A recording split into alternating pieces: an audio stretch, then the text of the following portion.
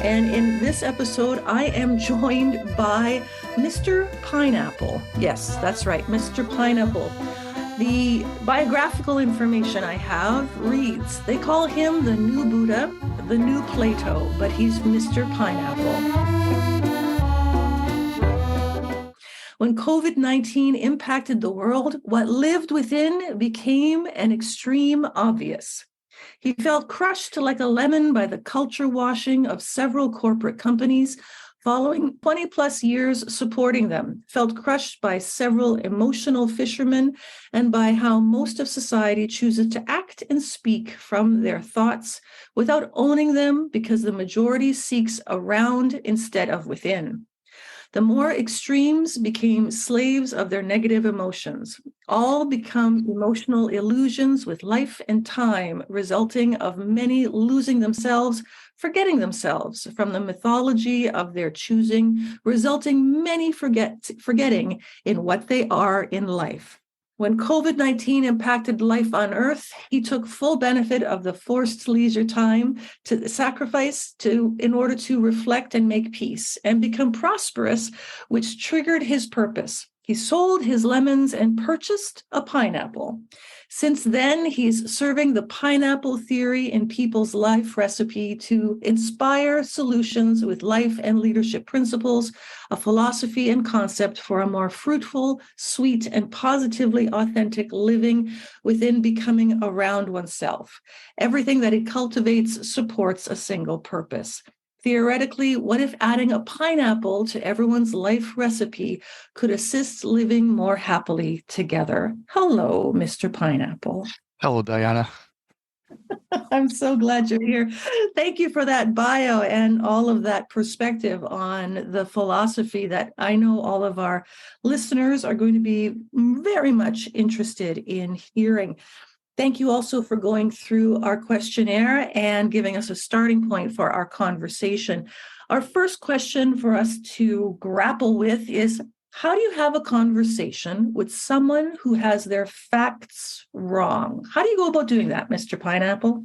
I love this question, especially when I look back at the bio. And before providing a complete response, I need to go back to some key fundamentals with my work. I share two big tenets that can greatly assist in approaching how to give actually a feedback when the facts are wrong. Those two big tenets are what I like to call the emotional batteries, meaning that we are all energy and our emotions are like batteries. Therefore, I call them the emotional batteries, and they require to be charged. Do we recharge them? And there are three ways to keep them positively charged. There's a daily feel good, what I like to call the quarterly feel good, and then you have your vacation. Either way, you need to take time for yourself to recharge them, because everything around you in life, doesn't matter if it's at work, at home, in society, when you have positive energy, your active listening is more on point. And to tag along with this, if you have positive energy in your emotional batteries, you become more positively curious. This is a very important concept of my work.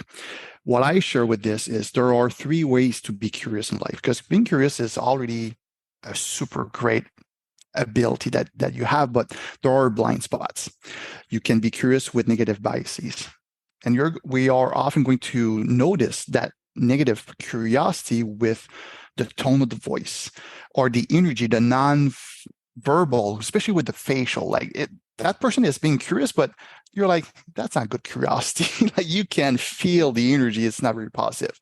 Then there is just being curious, meaning with neutral emotion, that usually makes someone uncomfortable. You're not sure, is it a question that is positive or negative? Like, how should I feel about this? And that could be something not too good for someone who's easily feeling anxiety or doesn't have full inner confidence in themselves. But what I share is to be positively curious, meaning be curious with positive emotions.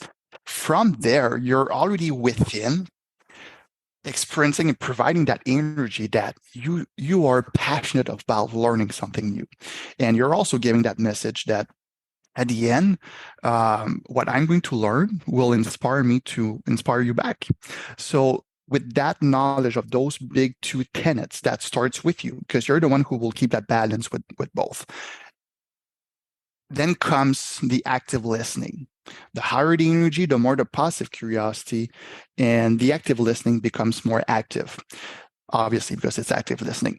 But what I mean by that is what I've noticed through time and with several conversation with different type of people, there are patterns that do not hide in life, and there are trigger words were to be extreme more possibly curious than you would normally do. It's when someone says what they think is, should, could, as soon as they say, they assume. These are trigger words where we are required to be possibly curious, because it means that it is likely not a fact.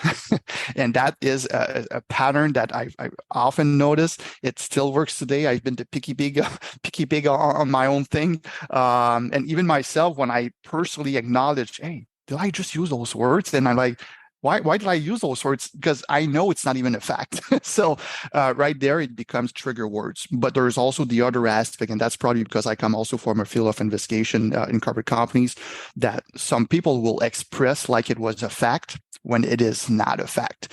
And that is the tricky piece. And that's where positive curiosity needs to remain all the time, meaning that there are these trigger words that could be the more obvious. So when you know them, you have in your network, meaning in your brain, you have built those new informational nodes in your brain, building that new information. But then, and I'm sorry for the psychology, but that's the psychology piece of speaking about nodes in our network, but then moves the information that comes in of someone that sounds so confident in their comment, still be positively curious. Hey, that's a great information. Where did you find this? And from there, they should be able to work backwards or start from the roots in understanding. And the more we are curious to understand the full process, because again, everything is a process. So that information should be the outcome of a research process. So I'm curious to learn more about that. Right. So we either work backwards, or this person will start from the roots, like I just did. Before providing an answer, allow me to walk you back to the roots of why I'm going to share this. Right. And there's a lot that you've revealed there. I appreciate that in terms of a demonstration also of some of how it is you can answer the question. So before we actually return, now that we are at the roots, for some clarification, my understanding is that there were three streams, perhaps, to curiosity. The first with negative bias, the second of neutrality, and the third of positivity. Is that correct? That is correct. Okay. And so if we break it down even further, I appreciated that the example I heard you speak of with the negative bias, that we can communicate perhaps some of our biases in how we manifest our communicating, such as tone of voice, which you mentioned, and how in our tone of voice we can indicate what some of the bias that we may have that may lean towards the negative. I'm curious, however, to use that phrase that you've already inserted, I'm curious about where an individual can develop, or how an individual can develop some self-awareness regarding these biases, especially the negative one as the first of these three curiosities you discussed. So how does one develop an awareness of one's negative biases? Yeah, that's another very interesting question, and I guess that goes back to the bio when I speak about the conditioning with life and time. I'll share the example of marketing.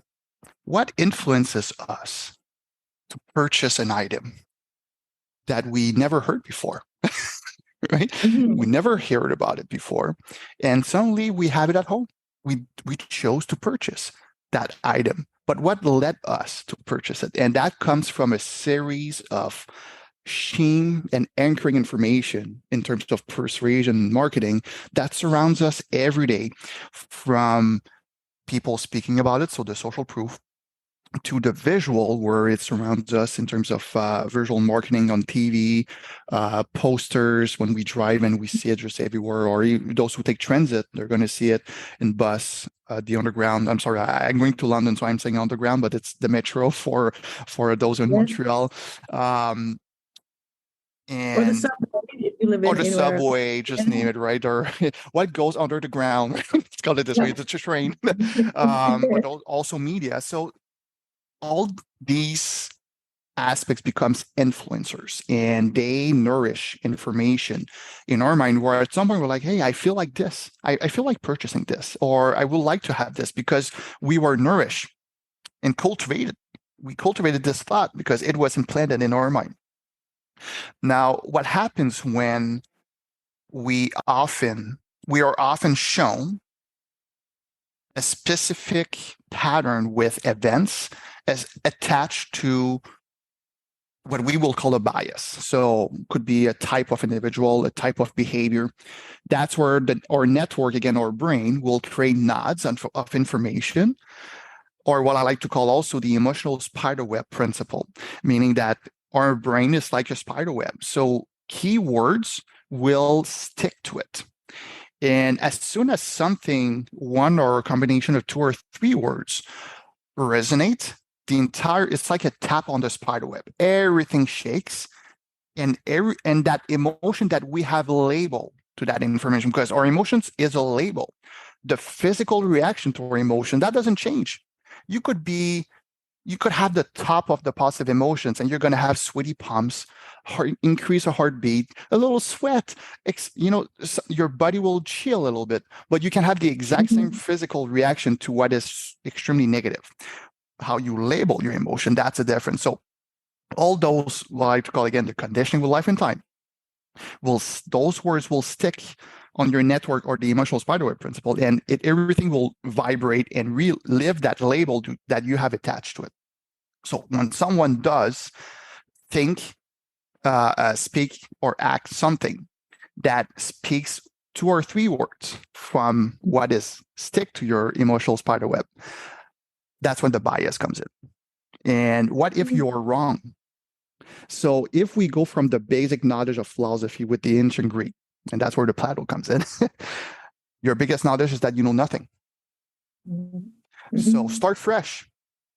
Even if you know someone, start fresh. You never know. So in that way, yeah, sorry. No, go ahead. Go ahead. I was just going to say that what is hard for someone who lies in life is when they're going to say the truth, they won't be listened. So using this philosophy statement, what happens if you start fresh, saying, well, what if this person, in his whole pattern of stating lies, there's a defect that is positive, because we can reverse the defect concept, and using the Lean Six Sigma methodology of 3.4 defects per million opportunities, meaning that everything looks perfect, but there is 3.4 chances in 1 million that it's going to fail. There's going to be a small defect. It won't be perfect. But what happens if we reverse this engineering process of saying someone who always lies, there is 3.4 times out of 1 million, it's valid. Right. The only way to know is if you are possibly curious. So we moved at those biases, right? What do we do when we walk in the woods or take a walk? Hey, the worst, you step out of home in the morning and you have your face in a spider web, what do? You put it aside. So those thoughts needs to be put aside to see clearly and be focused on what you're actually hearing from someone. And then goes the process of the questioning with positive emotion, because you hope and you're looking for a positive outcome from this conversation. So in part, then, I'm understanding that this self-awareness around our knowledge of identifying biases, not only negative ones, but certainly with an emphasis towards that as an example of your three forms of curiosity, that the relationship there is in the labeling of emotions and how it is that we can flip that script, so to speak, in terms of looking at where we can have an open mindset, perhaps even a growth mindset around being more welcoming to the potential of what if, and or how how a conversation could move forward from a more positive starting point. Is that in a roundabout way in alignment? Right. It does require a lot of self-awareness, and unless you can find you need to seek within to find yourself. So unless Mhm. if you're not able to question your own thoughts in understanding why do I have a negative emotion right now, right? Unless you can do this process within you, you may have a hard time to um, get positivity back, because as soon as you trigger negativity inside of you, that's what you'll receive back to you. It's like throw someone the lemon, it's going to be thrown back at you. Mm. And unless you do the right thing will not happen to you. So if you do the right reasoning process and the right self-awareness with yourself, the right thing will happen to you because you'll be giving the right thing. So it's when we speak Okay. about the infinite fish or circle, I'm not sure how to call it, but it's a loophole that never ends. Fair enough. And that question of why, when it comes to self-reflection, that can be a level of meta thinking or cognitive thinking, perhaps even critical thinking, that one, many people don't have the most developed or sophisticated relationship with, in reflecting on why am I thinking that thought, or why do I have that expectation, or why am I feeling X feeling. And some of the challenge with that first level of self-awareness and the difficulty with some sophistication that it requires is knowing to ask the question, as you suggest.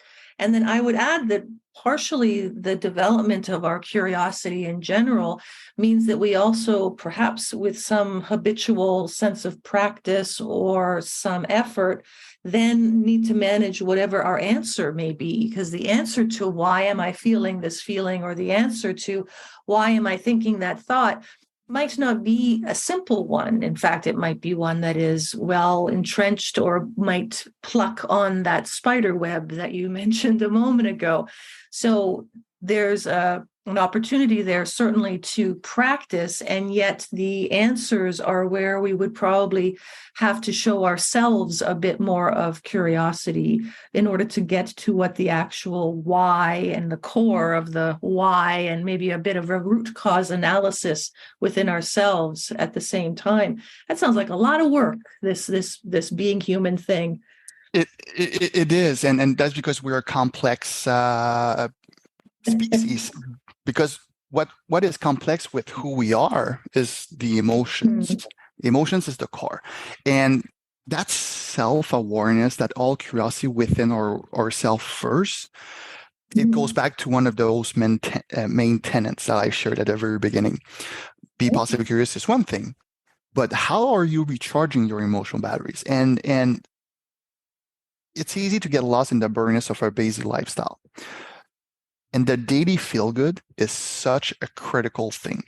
If we had to go back in time with anthropology and all the mythologies and the myth out there, what is that one common thing that they all have is at least once a week, let's gather, let's take time to go back to our main foundation and seek within, with all the tools, all the principles, to live more happily, more happiness, being confident with ourselves because we possess those tools. But today, especially when I look in Montreal, whatever, right? What was Montreal built on is disappearing, but various cultures will bring their what they do back home, and they are in touch within more because they keep that alive. Now, what is your daily feel good, right? So my daily feel good is I hit the gym daily. I need to hit the gym, hit the weights.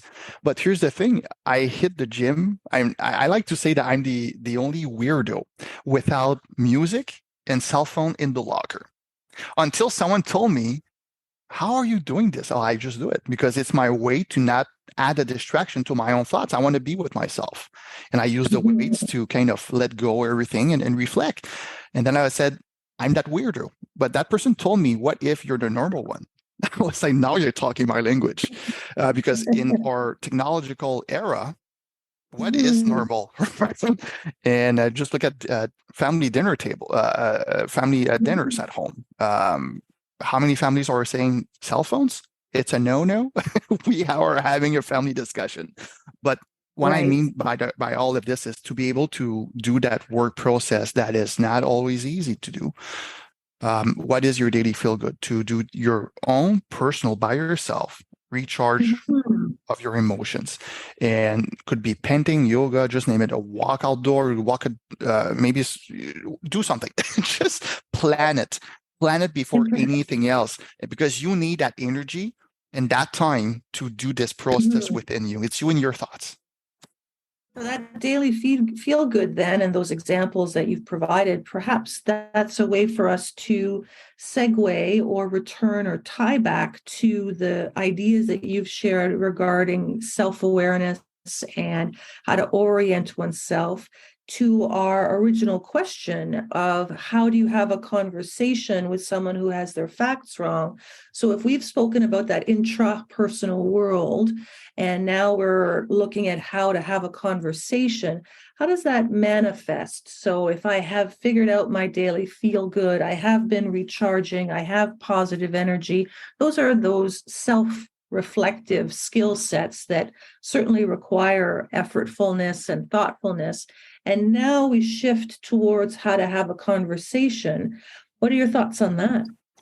What I've experienced the most when being possibly curious with this person, with what I'm hearing, um, throughout the questioning process or the curiosity process, um, I'm a I definitely realize that stay away from boxing answers.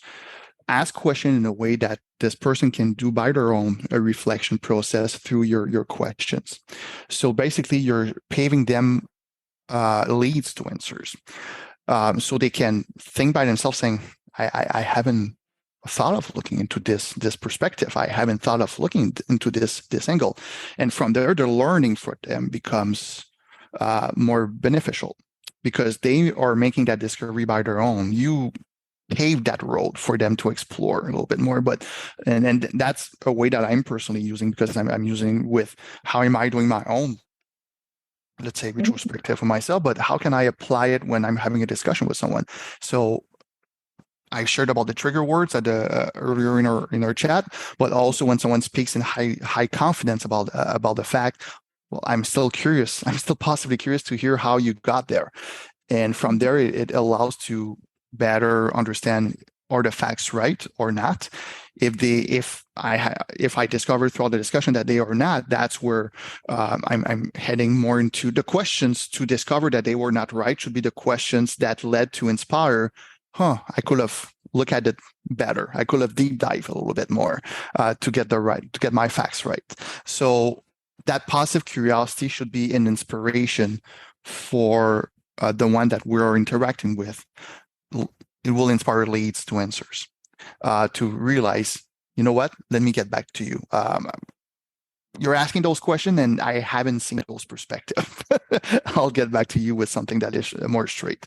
So that's what I've personally experienced through several years, even conducting investigation myself, where people are coming to me with allegations, facts, and help me out. I want to make sure I understand this, bro. Walk me through what you're telling me right now, what you're sharing, right? I want to make sure that I get this right. And from there, I'm able to use that curiosity to better redefine the paving of that road that they are taking with their own reflection process, to bring that information up. And it also serves them for future events where, hold on, now I just recorded new information, new deep dive options. So before I bring something up, I want to make sure that I get my things more straight. Is it going to be perfect? No, because even myself, after 20 years, I may do some boo-boo. And when I do the boo-boos, because I know I was tired, I was this, right? I have my own excuses.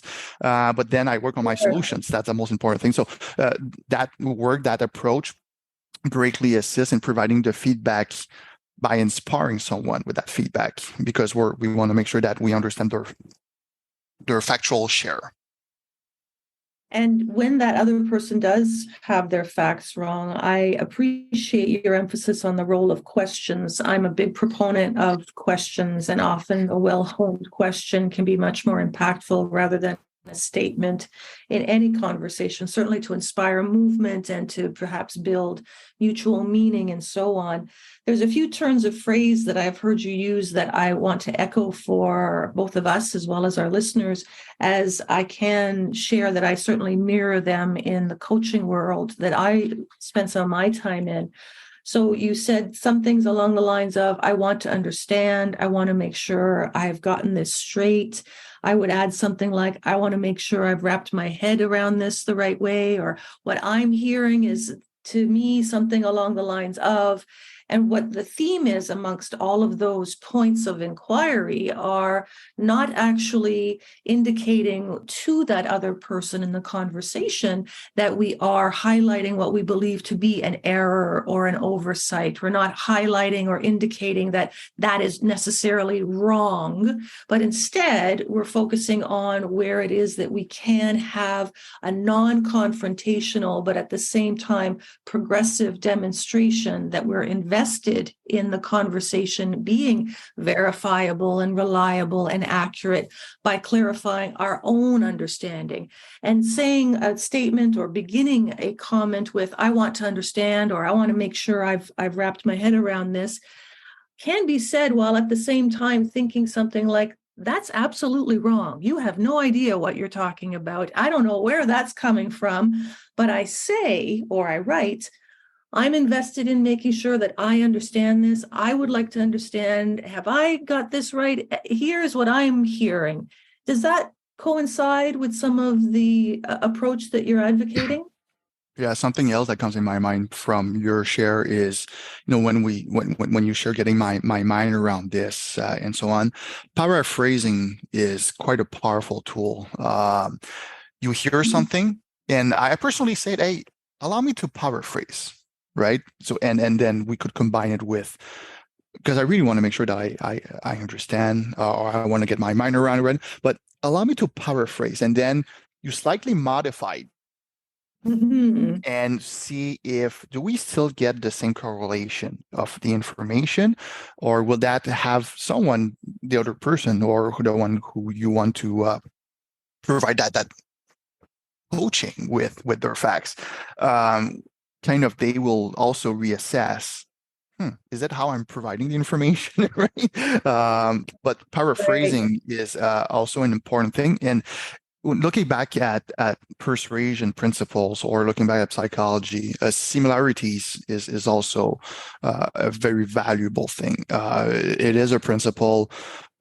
Use similarities. It is a way to connect emotionally with a story that will fit what someone is telling us, kind of to put that introduction, or speak what, when we share, speak the same language. It's a way to let us meet at the junction point, and from there paraphrase to make sure, and keep on questioning with positive emotions to really go around the whole thing, and that will become the inspiration to share a feedback. Because there's also this question at the very end of the process is, well, I guess at the conclusion, it looks like there might be still more work. Right? How do you feel about that, right? Or is there anything that you feel that you've taken from this conversation today that will help you for future times, right? There's all, what we call a postmortem in Latin. This is very important. Like, there's the intro, there's the core, the entire in between is very important, but then the postmortem is also more, because then you're leave. It's like the mother bird leaving the bird out of the nest, right? You're walking away, and this person is going to do his way by their own, and it will serve them in other interaction with other people, and that's their brand that will be building up and everything. But so many things that can be shared, obviously, right? Absolutely. I have a colleague who is very skilled in terms of paraphrasing, who I've worked with on and off for many years. And she refers to this process as intro, midtro, and outro, in the hopes of avoiding any confusion or perhaps having some negative connotations that some of the Latin-derived language can sometimes introduce. However, principally, I understand and completely would echo the persuasion of some of our language choices in there that you've mentioned. I think that's also in fact, I know that's also a great segue to our next question for consideration that you selected, which is, what does success leading others look like to you? And I'm particularly fond of this question because it asks us to reflect on what it looks like, meaning what is demonstratable, what is observable, what it is potentially measurable. So I'm curious, what is it you have to tell us in response to this question? I, I every time I look back at my first job interview to become a manager, and I was asked, "What is a leader for you?" And I had this big picture, this big vision of sharing.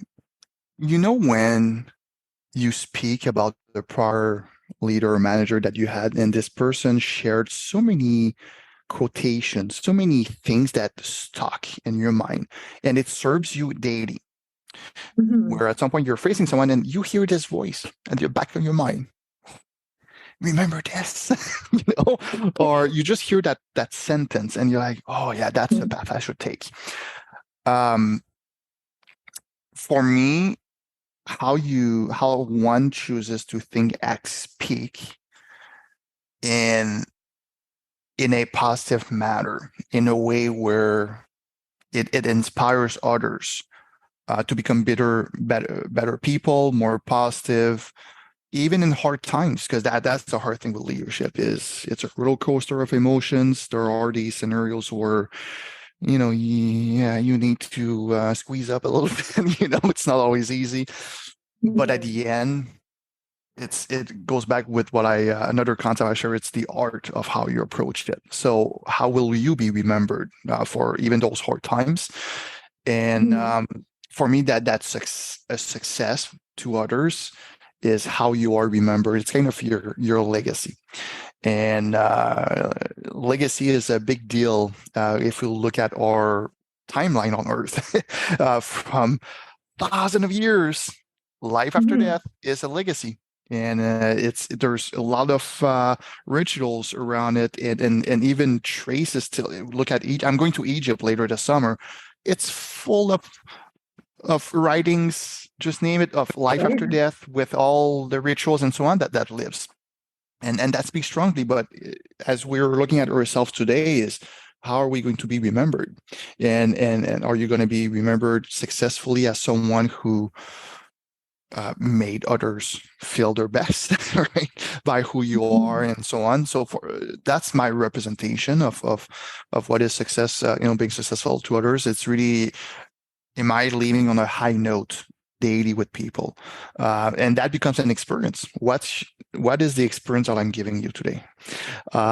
Because life, after all, is an experience. Every day you wake up, your experience starts as soon as you open your eyes.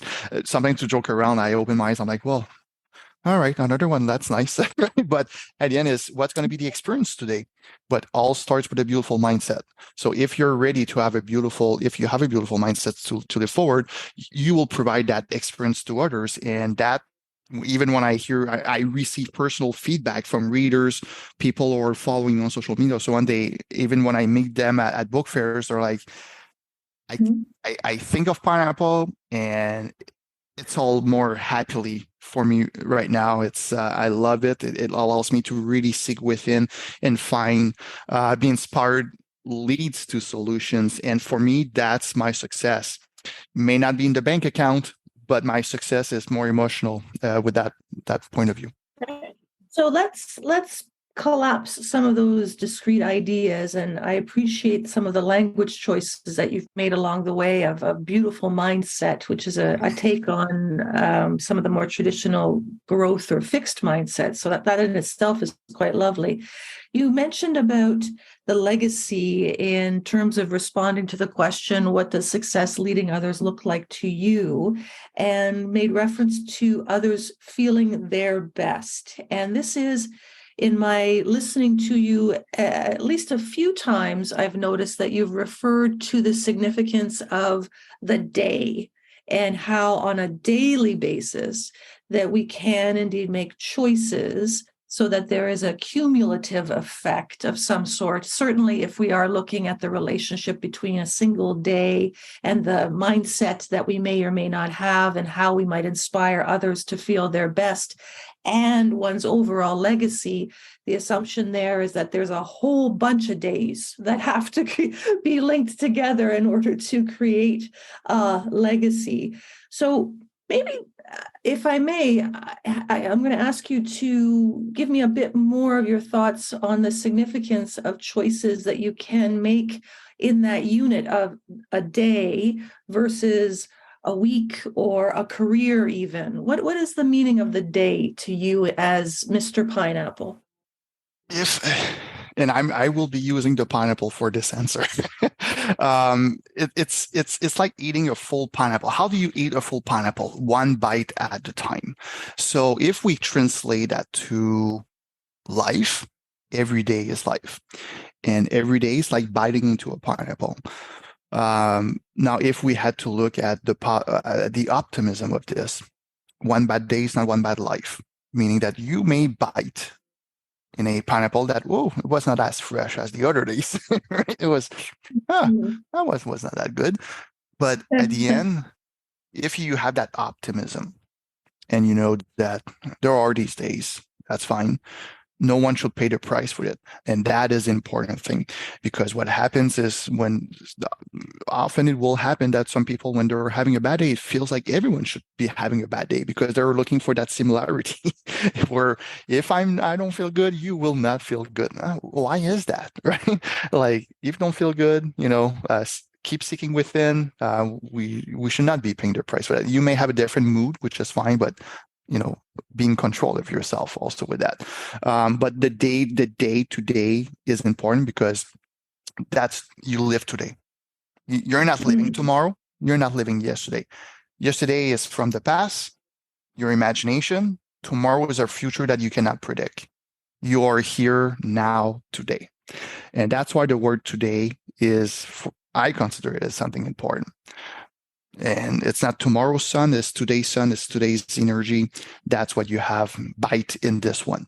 So, and from there, it also inspires others to remain focused on what it is now, because what I find out is often humans will trigger anxiety with the past and the future. Like, why would you spend your emotional energy on the past that no longer exists? Why would you spend so much emotional energy on a future that doesn't even exist yet? You cannot even you can try to look for potential outlooks, which is fine. I like to call it risk management. You don't know, there's a likelihood, but at the end, it's not there. Today is the day.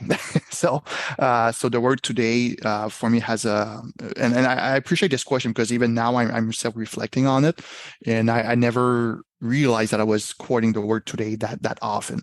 But thinking about it and speaking out loud, speaking my thoughts about it to you, does make me realize that that would be the reason why we live today, not tomorrow, not yesterday. I appreciate that. And you said that, every day is life, every day is a pineapple, and there's I believe an inference that you can take away from that in terms of scope or scale, that if we are feeling overwhelmed, or if indeed we are in a circumstance or in a work scenario or a relationship that has us being pulled in one direction or another, that if we approach that overwhelmingness by trying to compartmentalize some of our approach and our output or our deliberateness into one day and what it is that we are doing in the immediate future of the day, that perhaps can limit, if not maybe assuage, some of that potential overwhelmingness that can lead to people, unfortunately, feeling a bit paralyzed, or at least unsure of how to move forward. And your relationship, Mr. Pineapple, to how every day is a pineapple and how it is that we function one bite at a time is a really clean means by which that we can begin our wrap up to this episode, because those two questions, how do you have a conversation with someone who has their facts wrong, and what does success leading others look like to you, are indeed reflective in the philosophies that you've shared with us, but certainly in a thoughtful and deliberate approach that asks you to take one bite at a time and to be thoughtful about doing so. Thank you very much for being with me today, Mr. Pineapple. Thank you so much for this great discussion. I appreciate that. Take care.